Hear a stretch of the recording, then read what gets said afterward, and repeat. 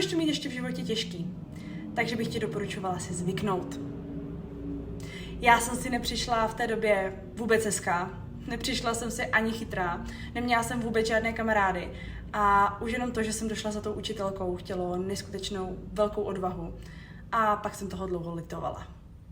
Určitě neříkám, že je špatně, když se někomu svěříte, když jste šikanovaní, to je rozhodně správně.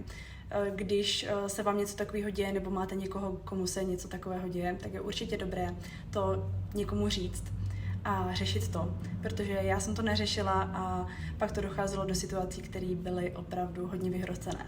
Takže doporučovala bych to řešit, ale s někým, komu opravdu věříte a o kom víte, že by vám opravdu mohl pomoct. Já tady té zkušenosti lituju, určitě jsem se o to s váma chtěla podělit, ale právě jak říkám, musíte hodně přemýšlet nad tím, komu se jdete svěřit, aby to mělo